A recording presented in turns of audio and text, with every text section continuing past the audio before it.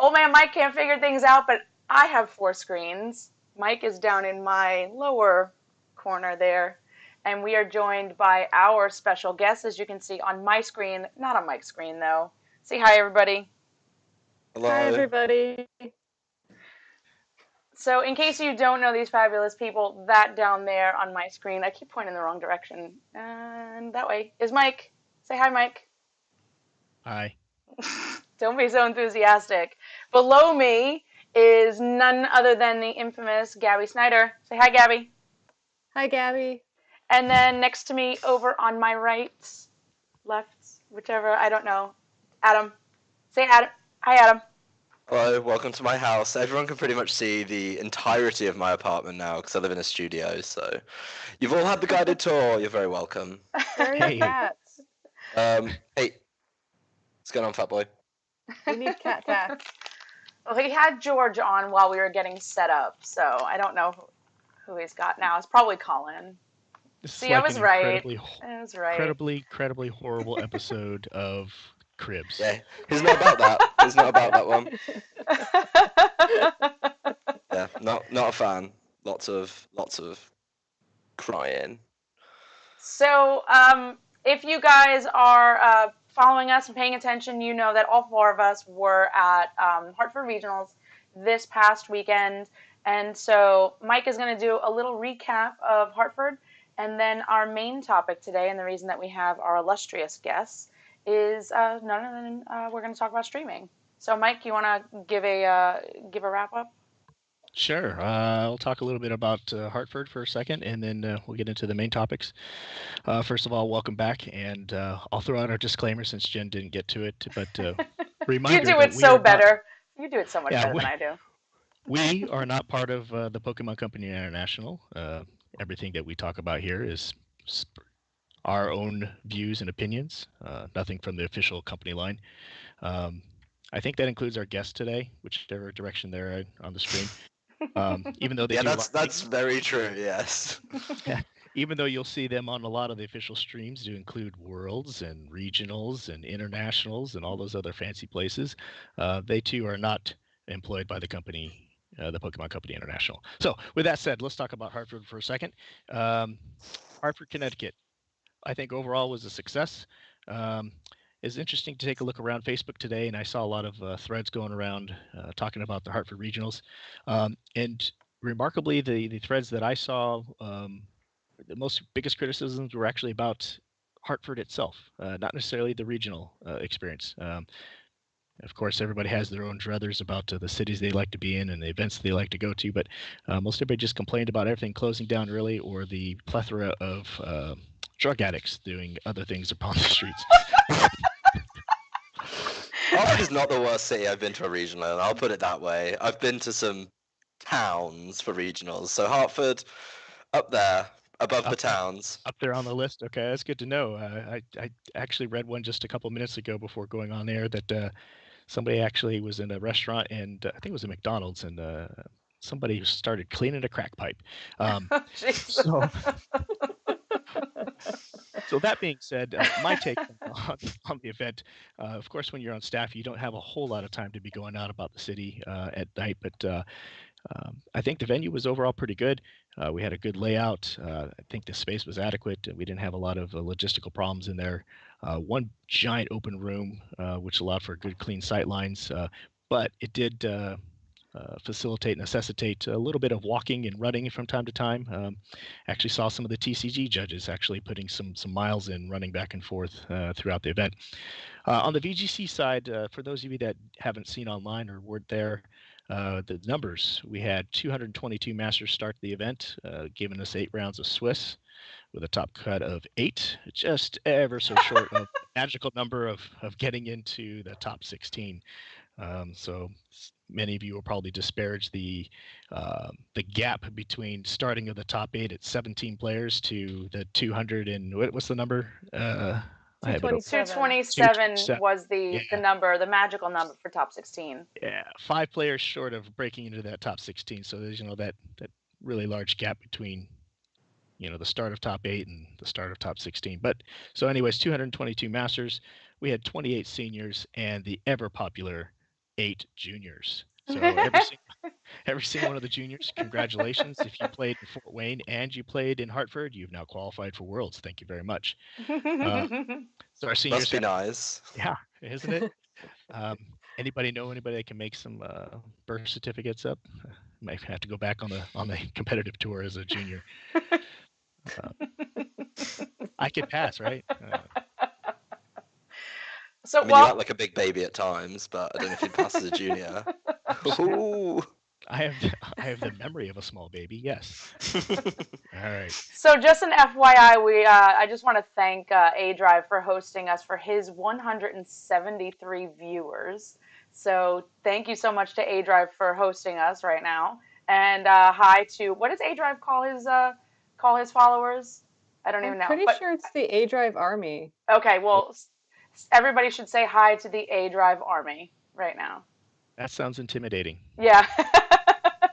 We've only ever talked to about 30 people at any given time, so And thanks most to of A them Drive just for that. accidentally and most of them accidentally stumble across the channel, right? Mm. So, all right, what else do we have going on for the Hartford Regionals? Okay, so we got over the numbers, talked about the layout a little bit. The event overall, I think, ran pretty smoothly. We did get off to a little bit of a late start in the morning Mhm. for registrations. There's a little bit of consternation over that. But I think once we got through the registration and check-in process, the rounds actually went pretty quickly.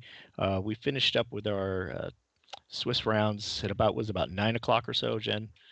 Yeah, about 9ish, I want to say, because I remember doing something and noticing the clock about 9. So yeah, we finished about 9ish, Yeah. which So isn't terrible for video game with 8 rounds, but we've been known to finish much earlier than that. So well, yeah. One of those things about getting out at about 9, we did take. It was about an hour-long lunch break after round 3. yeah, It was about an hour. yeah. That was actually probably the single longest lunch break I've ever taken at any Pokemon video game tournament, let alone regionals. Um, I I mean, except for when we kind of like disappear for an hour. what? Just, what you do on your own time is up to you. I don't know. Um, Does so it we had count as a lunch break if it's at the beginning of a tournament yet runs into standard lunch hours? Because yes, I can beat the hour and a half. okay, touche.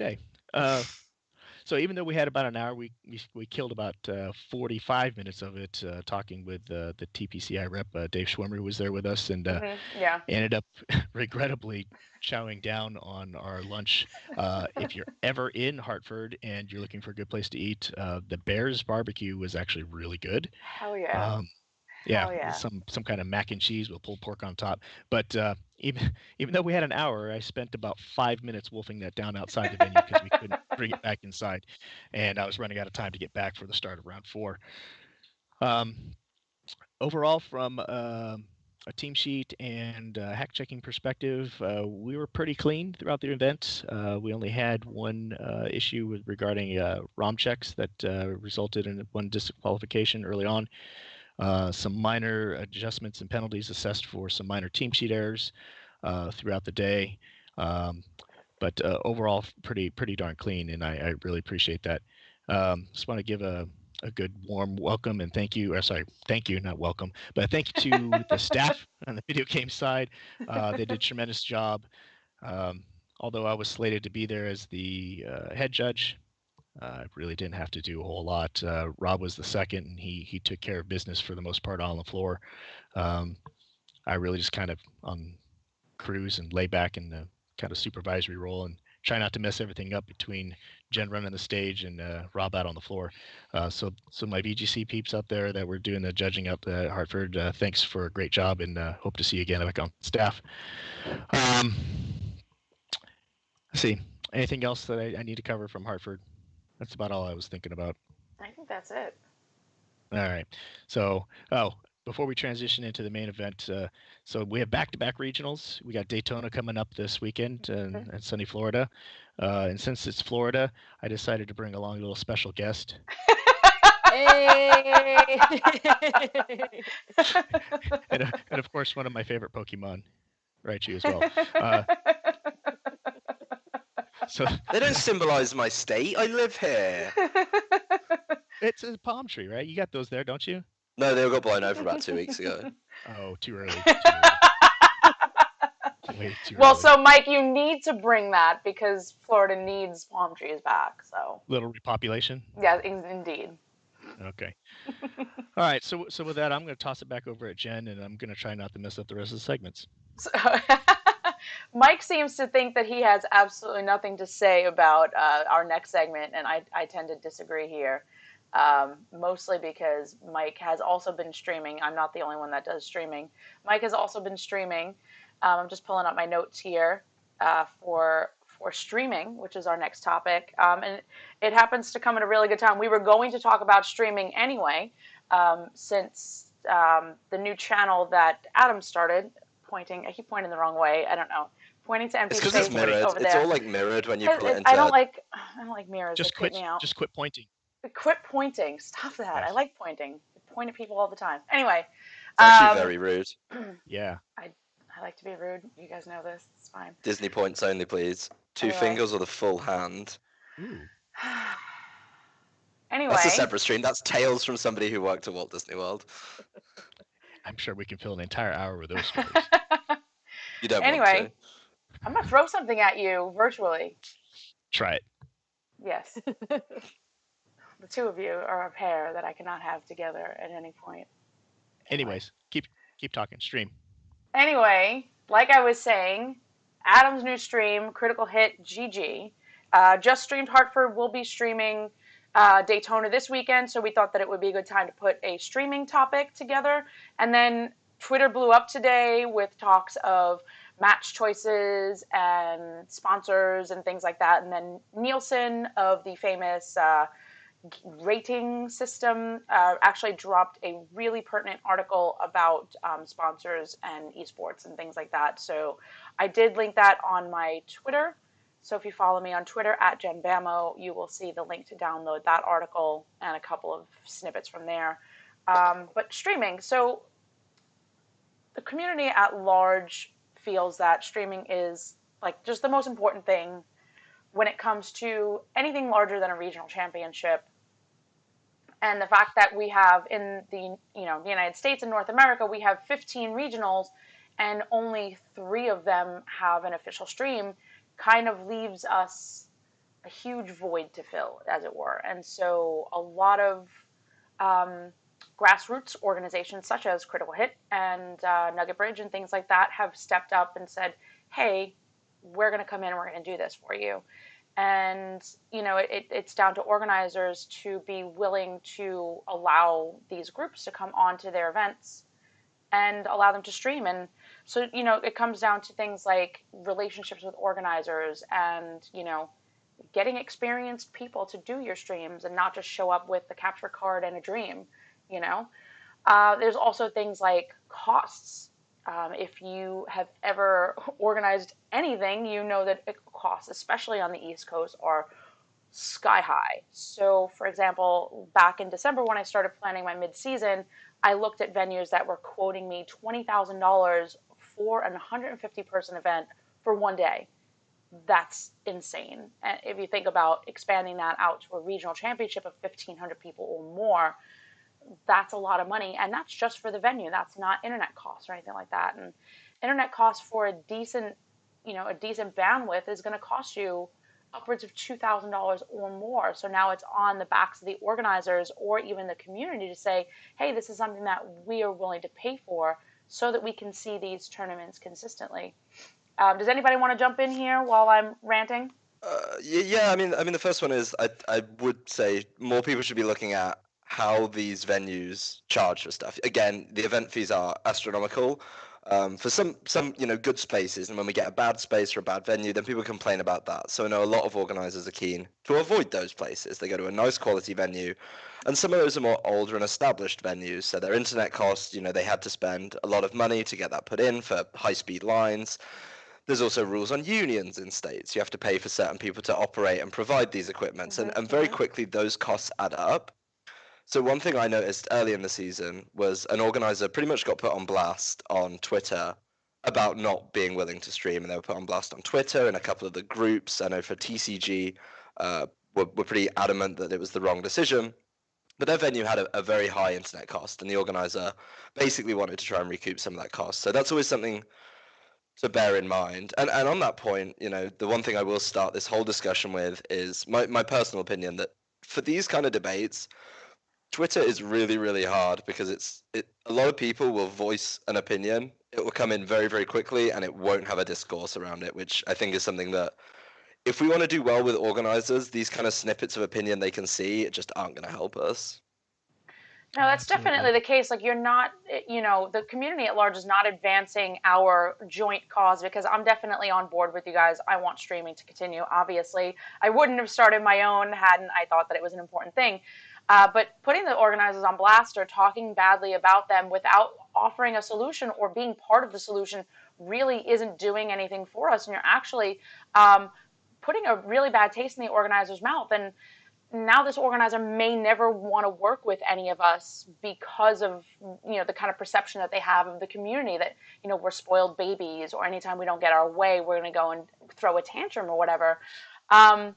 It's really about being professional, offering a service, and not waiting until a week before to offer that service either. If you want to stream a regional, you're supposed to be reaching out to these organizers months in advance, yeah, you may not know who's running the regional, but you can kind of have a good idea if you've been in the community for a while who's had a regional in the past, or even throw it out on, social media, on your Facebook, on the Facebook groups or on Twitter. Like, hey, I'd like to stream a regional. If anybody's interested, they should contact me.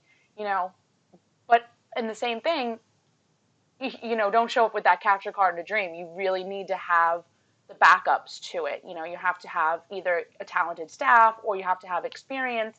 Whatever it is, you really need to come with something to offer so that the organizers are at least interested in hearing you out. Yeah, and to touch on that point a little bit, I know A-Drive actually just asked a couple of questions in the chat. How involved are kind of the company and that with organizers?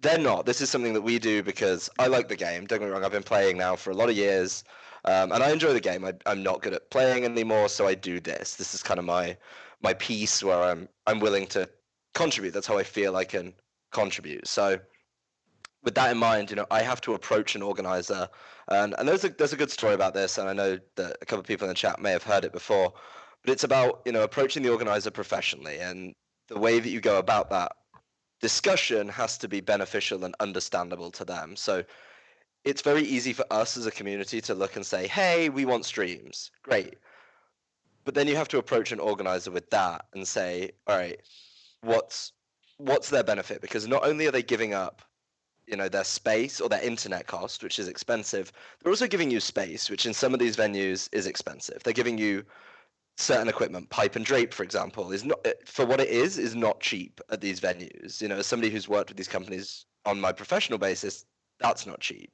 They're also basically, you're pretty much asking them to disrupt their event, because if they're running on a skeleton crew of judges and you're asking for a stream judge, that's a disruption. You're moving a table, you're moving a match slip. So there is a lot that goes into that relationship, and for an organizer to feel comfortable giving you essentially that power at their regional, I think is something that's really, really undervalued. No, that's true. So A-Drive actually does bring up a lot of good topics here, and he's asking, does the revenue gained from attendance of a regional go at all to those running the grassroots stream? And that's really up to the organizer on a case-by-case basis. And I'm going to say probably not something that they're looking to do at this juncture, but if you're bringing in huge amounts of revenue, that may be something that you can, negotiate on as a streamer for that. And to go off of what Adam mentioned about the skeleton crew, this actually happened to us this weekend because TCG had larger numbers than the organizer was expecting. We did have a humongous staff, but on the VG side, we were down two of our judges right off the bat, right starting from Friday night. It was made known to me, these two judges are going to be over on TCG, and you guys are going to have to make it work. So now not only are we down two people, but we have to give the stream a judge every round. And so we needed to make it work. So it's not just you wanting to come in and do this, it's all of the logistics as a whole, really. Right. Now, surprisingly, I will share something too. As a old man, as Adam likes to point out, He is old. This newfangled technology stuff is something that honestly, I don't think I would ever have guessed that I would be streaming anything, let alone sitting here once a week talking to tens of people, fives of people on the internet. But here I am, and I'm doing it, and it's because, like Adam said, it's something I enjoy and I like. I've never been good at the Pokemon VGC, but it's trying to help others have a good time and to attend these events is great. When we first started doing this with my kids, I don't think I ever saw a single stream until we actually made it to, I think it's like the first or second year at U.S. Nationals when they actually started bringing out some big stream stuff. And it was really awesome. And it was really great to see the VGC stuff really have the, 10, 15 times the amount of people watching the stream and watching the games up on the large screen inside the venue, let alone online. And as it started to continue, the attitude toward it, this is my opinion, what I've seen, I've sensed this attitude and this shift in this is something really cool, this is really awesome, this is great, I love being able to watch this stuff, to In the last year or so, it's really of a, what do you mean there's no stream? Why this is crap? Why is this event not being streamed? And it could have been somebody's premier challenge held in the basement of a card shop in Amish country, and they're people are raising a fit, like you were saying, Adam, on Twitter, lambasting the organizer because he didn't stream us an 8-person premier challenge. And again, that's not the way you endear yourselves to the organizers who may want to do that. I've helped stream mid-season with Laura up in Michigan too. I've helped organizers who don't have necessarily the streaming equipment or connections, and to do something, just kind of get that momentum going in their area. And I'm more than willing to turn it over if somebody in that area decides to, hey, I'm able to do this and I want to take it over. That's great. I can't say that I put on a great quality show like Liberty Garden or Critical Hit, but I have something, right? And so people can watch, people can do those things. But I think the attitudes that come across some of the social media platforms really has shifted from this is a nice thing that's being put on by the company or grassroots streamers to it's an expectation at this point that it has to be there. And if it's not there, then the event isn't worth anything. And I think that's something that even though I try to make sure that we have those kinds of things, I just that kind of leaves a sour taste in my mouth with regards to honestly from the player community that there is this kind of expectation, and if it's not there, then why bother? I mean, Mike brings up a valid point. It's like, instead of complaining or demanding that these things be given to you, be a part of the solution. If you feel like there's not enough streams, get in touch with your local organizer and offer them what you can. If you have a capture card and somebody else has a laptop, there you go. That's the first step to getting on your way to streaming. That's how we started streaming when I first started organizing. I had Patrick Donegan and Aaron Zhang and James Beck and other people coming out, bringing out their laptop and their capture card, and we would just stream that the way it was. Like, yeah, it was shoddy quality. Yeah, the commentary was awful at points, but we did it, and I allowed them to do it because we had the internet from the shop and we had the space to do it in. And then it was made apparent to me at a certain point that, hey, this is something you're going to want to take over because there's plans to make this more of an organizer-based thing. So I took it over. And that kind of brings me to my next part of this, the cost to the people that are running these streams. Like, you guys don't realize just how much this equipment costs. I know A-Drive and the guys that stream all the time, CantoCast and everybody like that, how much this equipment costs. Your lighting, your cameras, your laptop, your capture cards, all of that. I gotta say, since taking over Liberty Garden, or since starting Liberty Garden, taking over my streaming, I've spent upwards of $3,000 on equipment. That is no joke. That is out of my own pocket. I have not been reimbursed for that. Like, yes, I've been charging for tournaments, obviously, but you guys all know me. You know the kind of prizing I used to put into my tournaments before this season. This is not something that I've done expecting to become, wealthy off of. This is something I've done as a service for the community because I know it's something that everybody wants, and it's something that I'm willing to provide. Now, when you go to groups like Adam's Critical Hit or, Nugget Bridge streamers and other people that are doing it, you're looking at people that are spending their time, their spare time, working at these things and their money, getting all this equipment and spending time, creating graphics or things like that. So, think about how you can contribute before, lambasting the other groups that are out there either trying to do it or the organizers that are out there running these tournaments. I mean, on that note, and I'm sure Gabby definitely has an opinion on this, but it's, I like feedback, I genuinely do, but there are times where, I'll be honest, and I don't want to whine, like, it's a really, really, like, sour pill to swallow. It's really tough because, I have a regular job, I'm a pretty regular guy. Like, I have a regular job, I leave work on a Friday, I travel to wherever the regional is, and I know, the players are as well, but I'm now putting in my time. I've spent time during the week trying to get the stream looking right, which is tough because I have other commitments. And then, when we put it all together and it gets like a really bad review, yeah, it stings. And, it's not to complain about it. Yes, there is like opportunities for help, but there are a lot of people that do kind of sit there and just say, oh, well, this isn't good enough. I'm not going to watch it. And it's one of those things. I love feedback and I love the constructive criticism, but with everything else going on, this is still my spare time, and this kind of comes in as like let's bear that in mind when we're looking at streamers and things. Yeah. Yeah.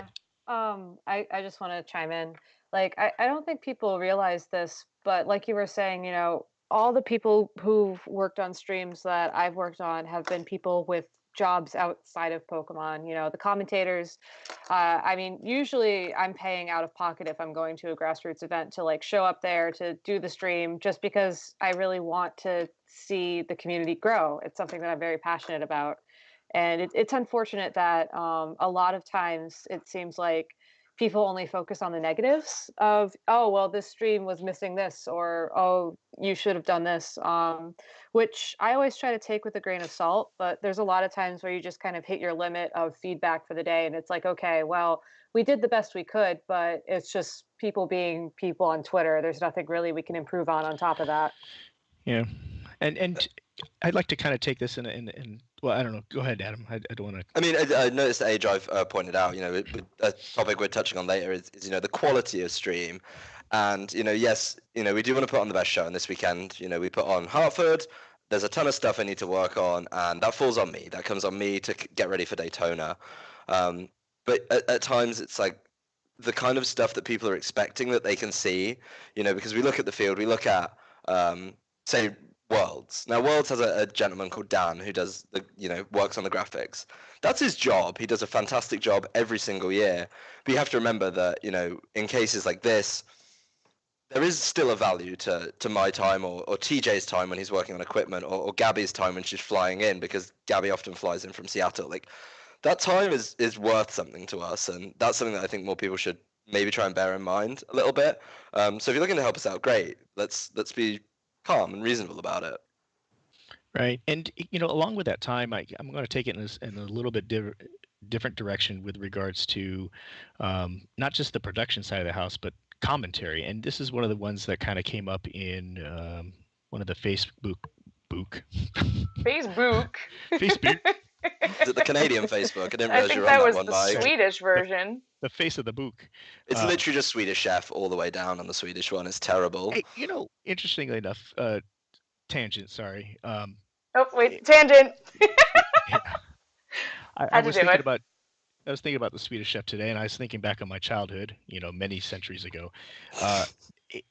Some of the things that, anyways, It boils down to this: the Wait, Swedish you Chef can't was just funny start a because he had tangent. real hands. That was Okay, the I'm entertaining gonna- bit. I'm He gonna had real bring us- hands. I'm going to bring us back on topic well, because I want to talk about growing Well, the hold on. game via the stream. No. You can go. No. Stop well, with your because Swedish Chef. Gabby says you can't just start something and not end it, so I will just end You it quickly. can't.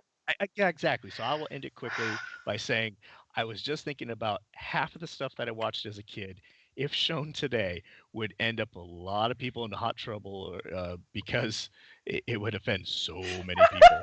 I mean, Swedish Chef. But anyways, that's all I was saying. But what I was trying to get the conversation going was on the subject of talent and commentary. We talked about production, cost of production, equipment, time for setup, and it's from the technical aspects. But right now on our stream, which we're very honored to have, is two very, very top-notch commentators. I absolutely love watching and listening to these two and their commentary on matches, and it's something that I know I can't do.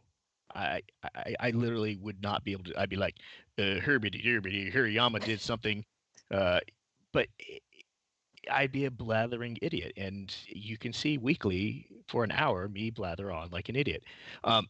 But these two have a great dynamic, the understanding of the game, the ability to talk to what's happening and what's about to happen, and to kind of create this storyline throughout the matches and throughout the course of the event. And I, I don't know, maybe I'm just assuming something, but I'm assuming that it doesn't just come by natural talent. I mean, I'm sure there's some natural talent with regards to just it's comfortable and it's something you like to do and it comes naturally. But uh, there has to be some kind of time investment in preparation for events um, to be able to talk intelligently and on an entertainment basis about this particular genre and particularly especially when the two of you get on stream together, the dynamics between the two of you and how that goes. And so I'd love to hear some thoughts with regards to commentary and how that ties into the overall production quality.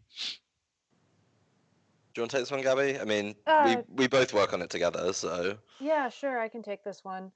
I mean, in terms of like being a good commentator, I think a lot of it is just becoming comfortable with public speaking. And I've been very fortunate that, I have a performance background in music. I minored in it in college. So like I'm used to being in front of people. I know how to, sort of elaborate on what I'm thinking and talk about stuff that may not normally make sense to people. But um, and that's something that I think sort of pushed me more towards commentary when I was initially looking into it. But you're right that, Adam and I are usually practicing at least once or twice a week, every week before big events. And, I'm constantly like reading up on the metagame.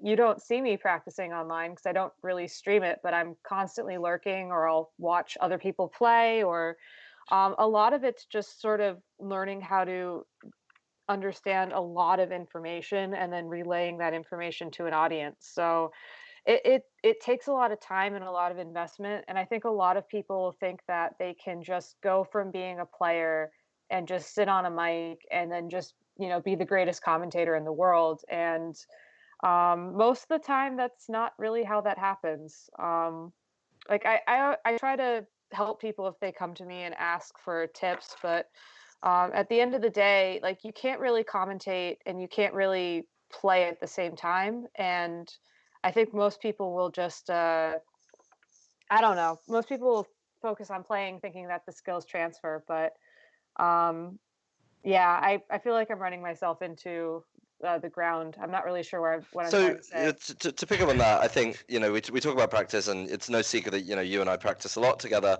But yeah, there are some skills that to tell a very short story. I never actually intended to do commentary. I used to play. I loved playing. I absolutely loved it. And after I moved to the US, I tried playing again. I wasn't very good. I wasn't putting the time in to be a top player. And TJ actually said to me, we'd met at a couple of local events. He'd picked up the Florida regional stream for our organizer Heidi. And he was just like, look, I need somebody to sit here and talk about it. And I was like, okay, like, I'll give this a go. We'll see what happens. I've done some drama at school, whatever. And it got like a moderately decent response. But now I look back at that and I'm really, really shocked at, what on earth was I doing? I think Yeah. to be like and Jen actually sent me a picture today of a very, very old picture of me and Mike Selesky doing it from Florida. And it's just like, wow, like that's really old. But there's so many things that I think are great, and you look at streamers like Blue, like A Drive. There's so many others. I met Chase this weekend. Drew, all very, very smart people, and you can tell they're very naturally well spoken. Mm-hmm. That's because it's something they focus on, and something that I think every commentator needs to be looking at. You look at somebody like Joe, who I know that Joe spent some time looking up interesting phrasing. I remember the mid-season we did in February. Joe went and not made up, but figured out a good way to present the move Tectonic Rage. And that stuff is all a time investment. That's something you have to be thinking about. You have to be aware of and kind of have in the pocket ready to go. Yes, you can improvise a lot of it, but you also have to be very, very comfortable. So, for example, we know that we're going to see a lot of Arcanine on Arcanine matchup, and you kind of, if you know that's going to happen, you can prepare something for that almost. You don't want to force it, but if it comes up, then you've got something ready to go.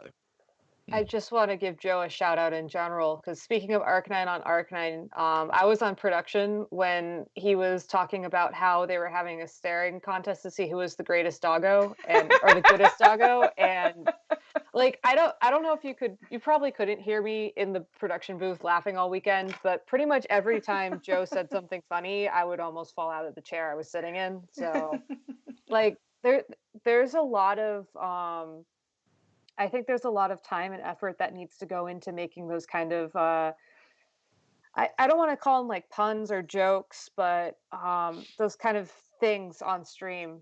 Like I personally am not my pun game is very weak. I'll get like one good one a stream and that's it. So it's a skill definitely to be admired, and I think that's probably one of the reasons why I like listening to Joe a lot is that he just does a really good job of making it entertaining and seem very easy to just go into those kind of things. Yeah, to pick up on I'm actually got the chat open right now, and to pick up on a couple of things, we've got a couple of the guys who stream regularly, and it's that debate of, they they improvise, and that's something I really admire when I watch them. Like, I'll put them on in the corner of my desk at work, I'll get in trouble, whatever. But it's like, I do feel there's a slight difference there, and while I think, I love watching some of the streamers, we have a different kind of task on our hands in that we have a really short game. We know it's going to be up to 50 minutes, and we've got to kind of compile everything into that.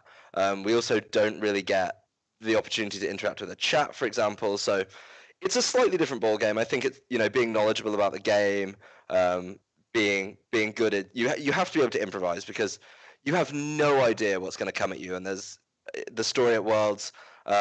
There's two tales. One, we once got given a team sheet and a game in Chinese. Oh yeah. So there was actually Gabby and I, and we just had to figure it out as we go along.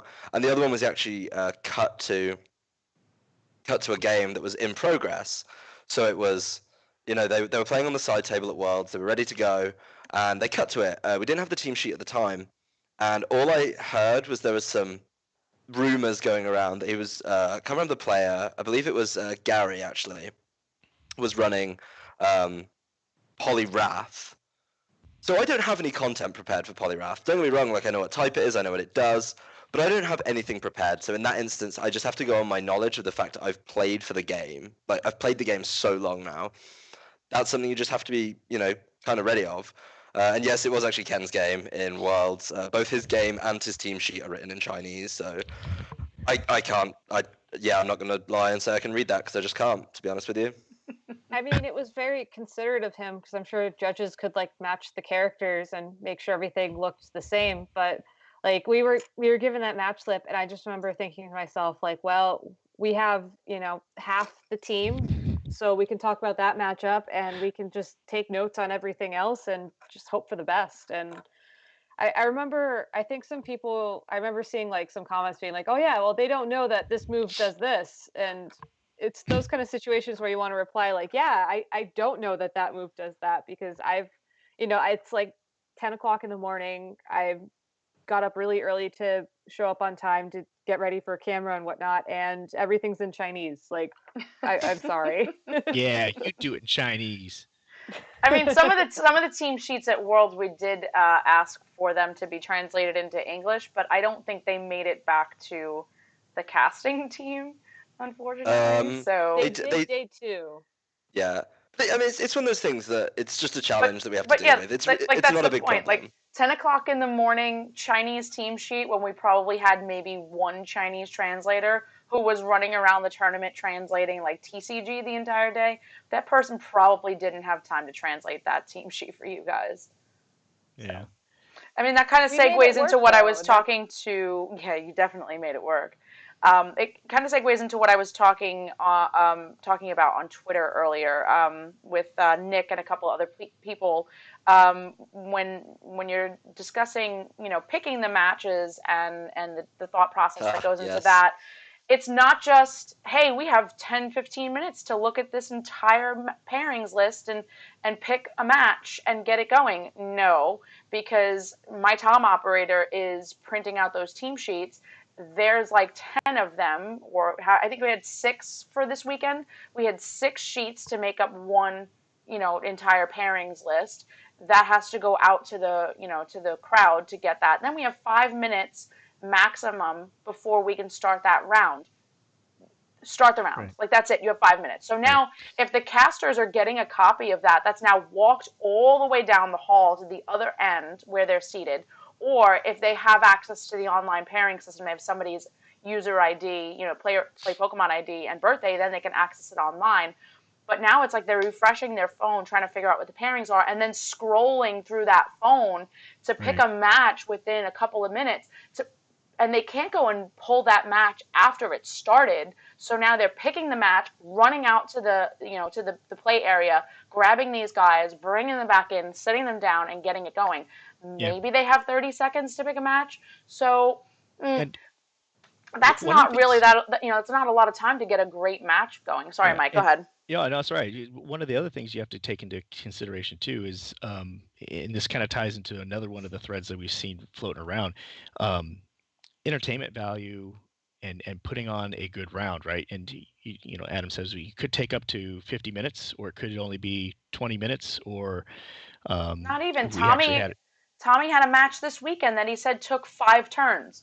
Two uh, games, 5 turns. That's right. how many minutes? That's nothing. I If they had would have picked that match, that would have been a clown stomping on stream. at Columbus midseason, we had an entire match last 2 turns, the entire Yeah. match. Okay, Evo boost.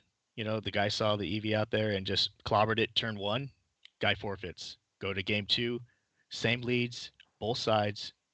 Clobbers EV again, forfeits.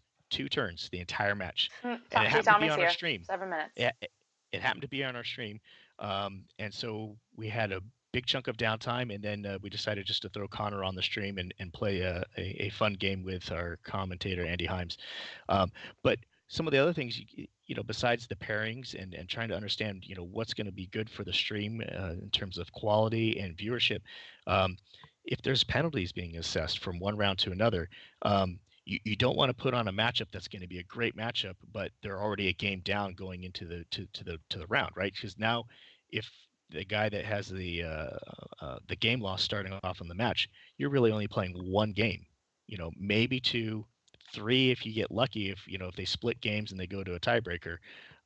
But these are all things that have to happen, like Jen was saying, very quickly before you get people seated and getting ready to play, and before everything kicks off. And but I'd be interested to hear some thoughts regarding that, and as well as what goes into the mind of the commentary crew as they decide to pick what matches do you put on stream.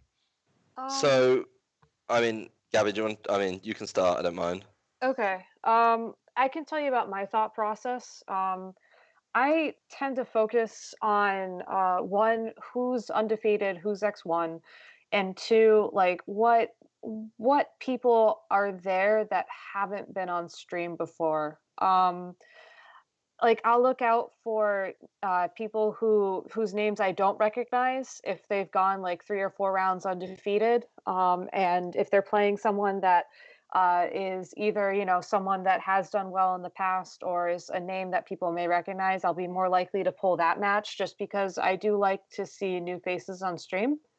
I think it's really important to try and show people like all the different kinds of people who play at these tournaments, because I think if you're always picking like who's at table number 1 or who's at table number 2, you're going to get a very sort of uniform image of the kinds of people or the kinds of teams and strategies that are present at an event. That being said, though, like I wanted to try and pull in more YouTubers actually at Hartford this week specifically, because I know that there were a lot of people there. But because their records weren't sort of at that XO, X1 level, it was kind of a hard justification. And that's something that I feel like we get a little bit more pressure from the community for, is to make sure that we are streaming those matches that are the undefeated or the X1 tables as the tournament gets closer to a close. I don't know if you feel the same way about that. I mean, Adam. there's a few features or assets in how to pick a match selection, and as Jen kind of pointed out, there is a time crunch. So I honestly, it probably has to be a top table, because I can't scroll down a page like that quickly. Now, regionals, we probably have about 5 minutes. At some of the bigger events, though, I mean, I don't know how you feel, Jen and Mike, but I don't want to be the one going to June and Nikki telling them that I've delayed their round. I'm not doing that. Like, don't get me wrong, I like to make jokes and I love having a giggle with people. But dare I be the one to walk up to the hive and say, I'm so sorry, June. Could we just delay the round while we have another look over the match? It's not going to happen because that tournament is running like clockwork. So it's got to be a match that I spot. That's something that, it's got to be up there. I'm not going to be dredging through like X2s because it's super spicy and they can keep their tournament dream alive. No, like I want a top table. With that in mind, yes, I will look for them players who are established, players who are chasing a regionals win. They came close before, something like that. We had one, it was actually, I believe, 4-0, 5-0 round, where Alberto, who was an eventual champion, was actually on. He was playing a guy called Don. Now, I know Don. Don plays from Florida, very good local player. So with Don as the undefeated and Alberto being Alberto, it kind of made sense as the pull. It was, could the newcomer, and this is one of Don's breakout performances, take on somebody established like Alberto? All right, he got beaten, but he was given that kind of opportunity to showcase. So we go down there. And then the other thing about picking those players at the top, particularly at these regionals with a top 8 cut, these are the players that we're likely to see tomorrow. If we start going to X2s or X1s early, we're even more unlikely to see them. So if we see them multiple times over the course of the weekend, we can establish the storyline, which I know you all love to talk about. But at the same time, that gives the commentators something different to talk about in their game tomorrow. They can reflect on the previous match and bring that forward. So it does kind of stick around the top tables, but established players. I mean, we had Brendan versus Ray. That's a very easy and obvious pull. It's two former world champions. There's so many talking points. But again, it's, yes, there are people you want to see on stream. Yes, there are great pairings that may be a little bit further down. But there's so many factors in making sure we don't interfere with the tournament. Because particularly at the grassroots level, we are not part of the tournament. We are an addition to the tournament. I am never and this is something I talk to with organizers and their head judges, their leads. I am never going to come up to your hive and say, we need a couple more minutes, don't start the round because we need to go grab players. That's unacceptable. And that's something that organizers need to be, aware of. Yeah, one thing I'd like to add before we wander too far from just how we pick people. I know that I've personally gone on Twitter before events asking for who you want to see on stream. And even though I can't make any promises, or even though most times I don't even reply to those tweets, I do read all of them and I make a mental note of people's names, and I'll do my best to follow them throughout the tournament. And that's usually how I get my information of like, oh, this person's having a breakout year. They did well at this event. I want to see him on stream here. Like, that's all information that really helps us put on a good show. So if you're running a team that you think is really interesting and you think it would be good on stream, let one of us know. If your friend is playing at a regional and they're doing really well going into round 7 and there's a good chance they'll cut and you think that they'd be great on stream, let us know.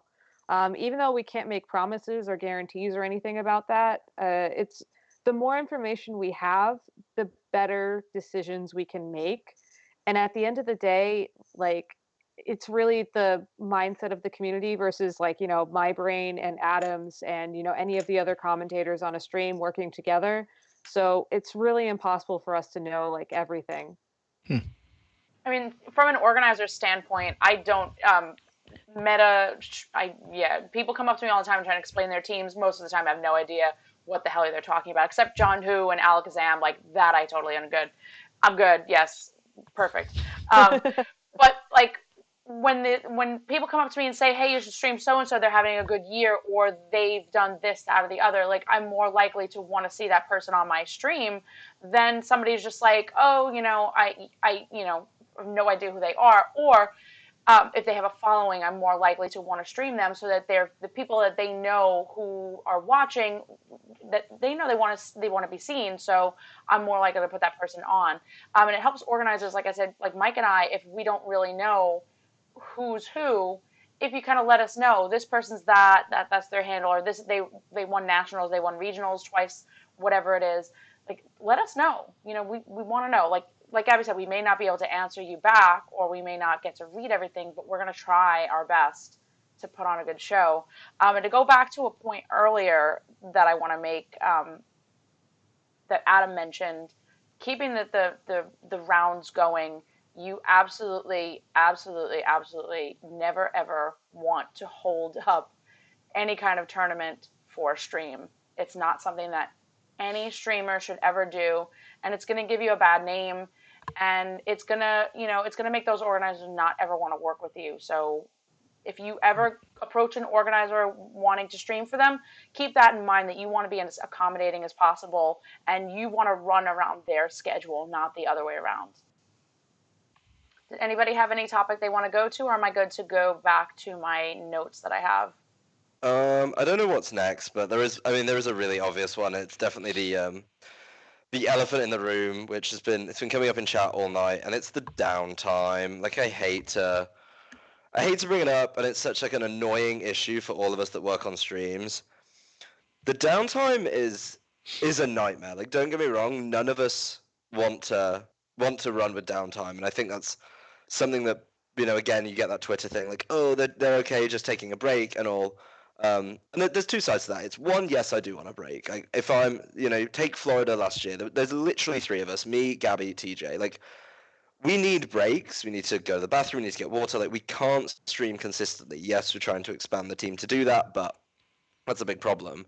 And we do as well, really quickly to address it. Like, I get given a lot of great content ideas for between rounds, but it goes back to the earlier point. Like, I have to prepare that content. It has to be built into the stream. Like, we can't add stuff last minute. It has to be ready to go in advance. So, when people give me content ideas, it's not that they're going unwanted or unlistened to. It's that there is literally not the capacity in a weekend or the prep schedule for a regional to get them done. Yeah. No, that's definitely true.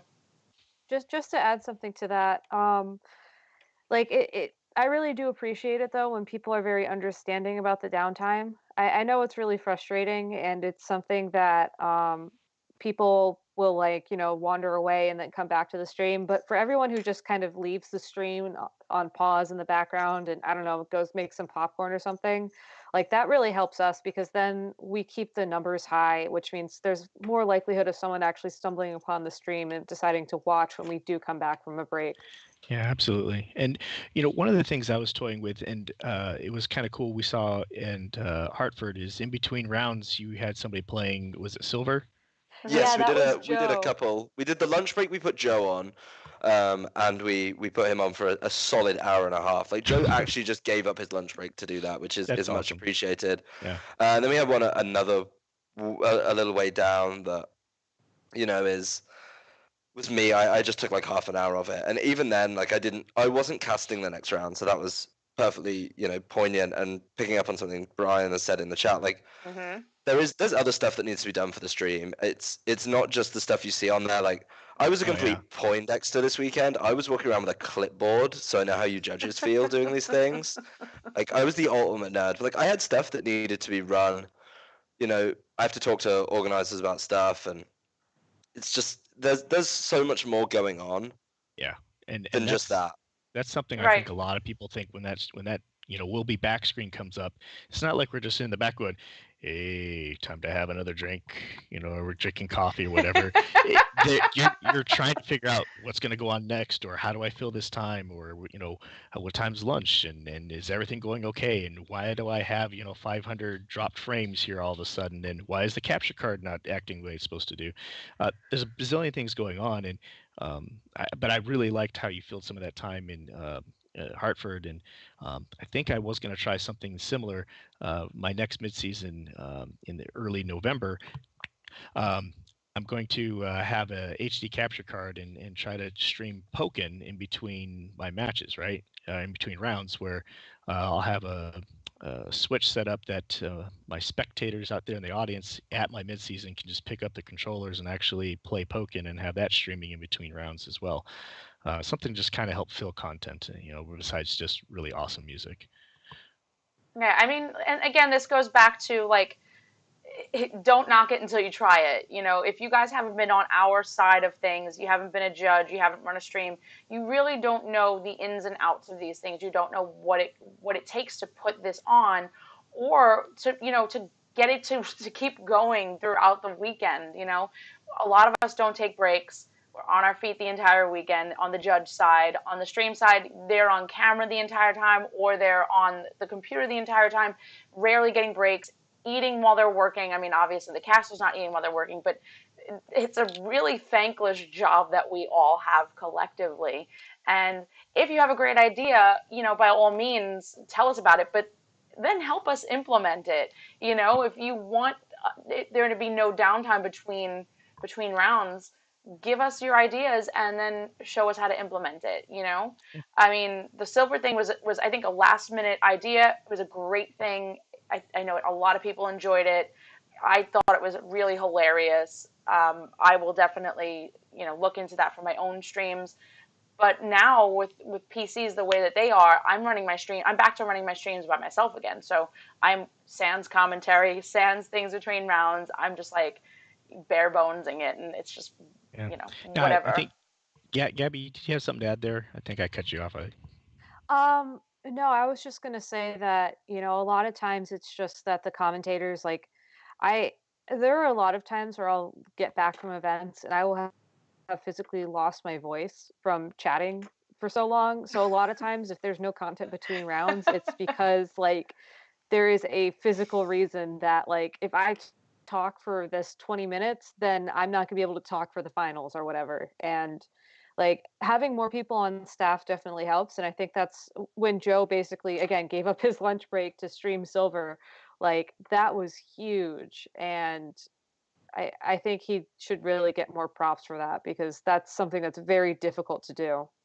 And a lot of times that's not even feasible because you may not be able to get additional help, or your organizer Exactly. may not want you to have additional help because they may not be able to give you compensation for those extra people, or they may just say, oh well, you're good, you only need 2 or 3 people. Like that's just not it's not always feasible to have those extra people.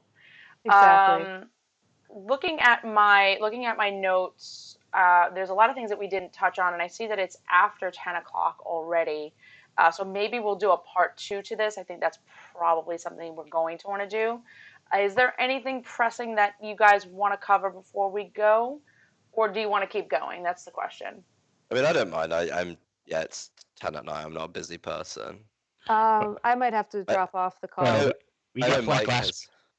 Yeah, I have to take my Geritol. I know, but we also we got flack last week for getting into American Horror Story. It's Tuesday night.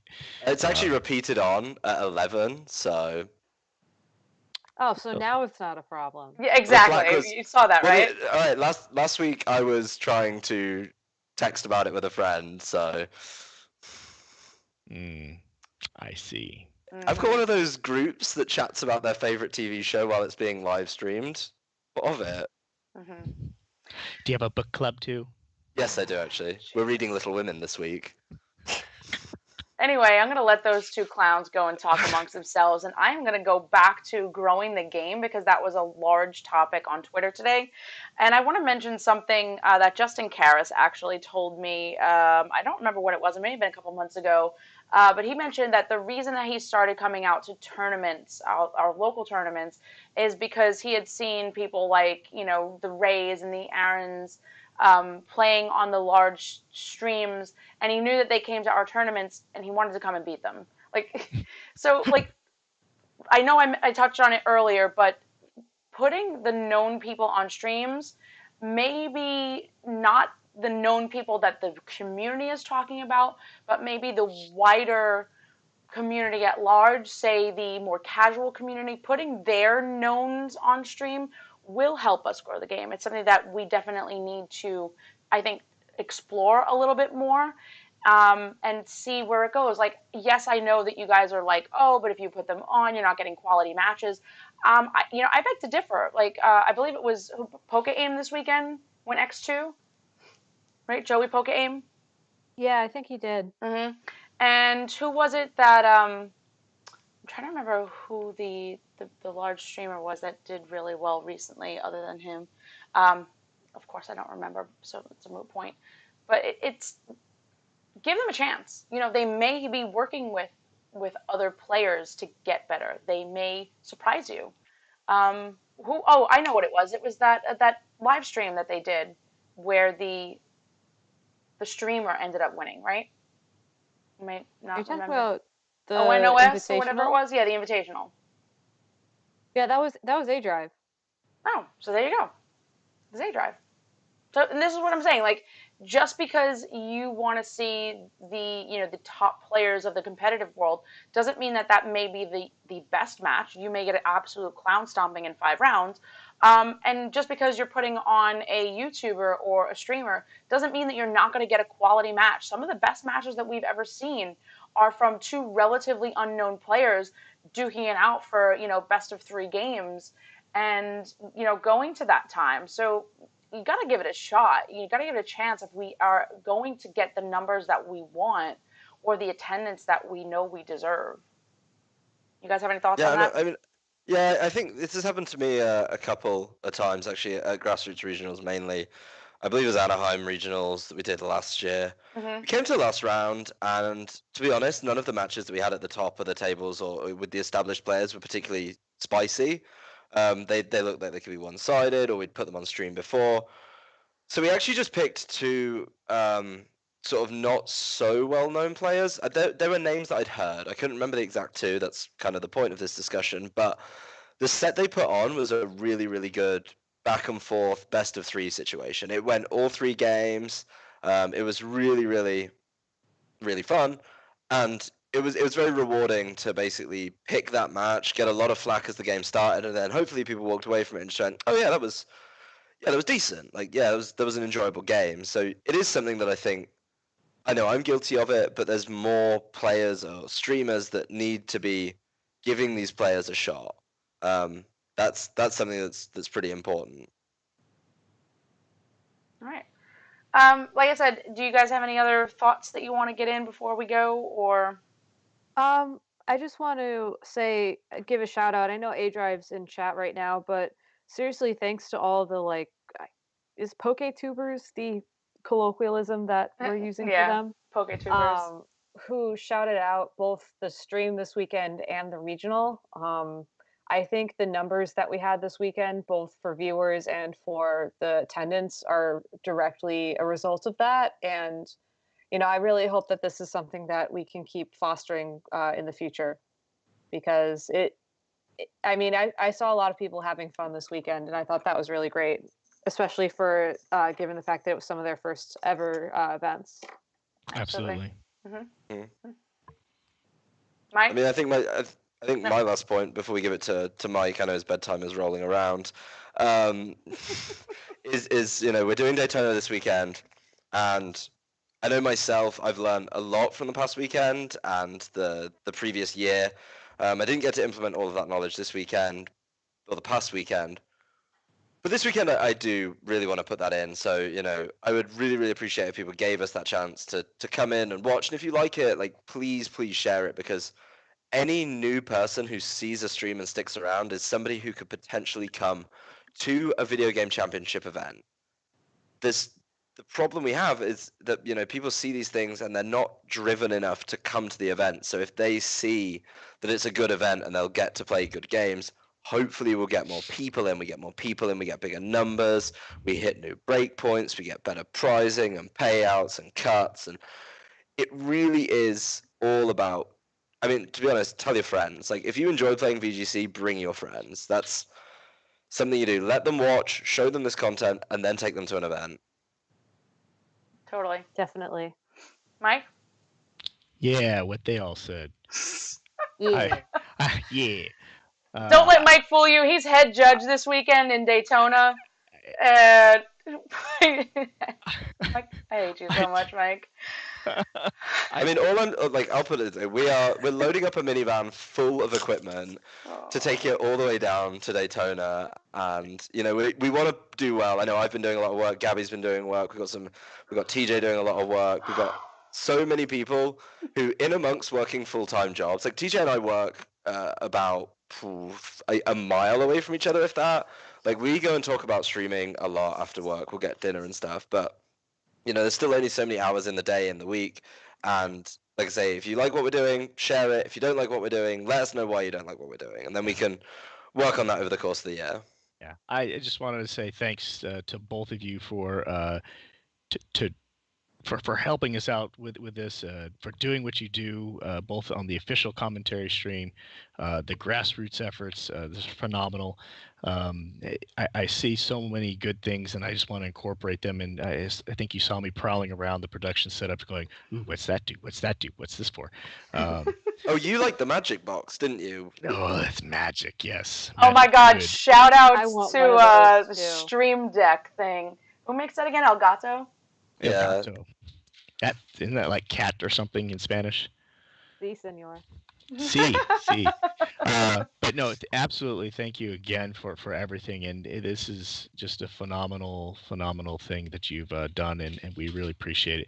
And I hope everybody that's been watching tonight gets a little bit more insight into some of the things. I know there's some topics like Jen mentioned earlier that we haven't reached on in A regards lot to of streaming, topics we haven't covered. and maybe after another couple episodes, we can have you back on for a part two and talk some more about maybe even some more on the hardware, the setups, Yeah. and those kinds of things, and what goes into making that production besides it's a lot of hard work. Maybe some good pointers about how to set that up so that aspiring grassroots people like myself can put on an even better show than that they are already right now. Because anything that they're doing, that they're throwing out there content wise, is a great step in the right direction, no matter what they're doing.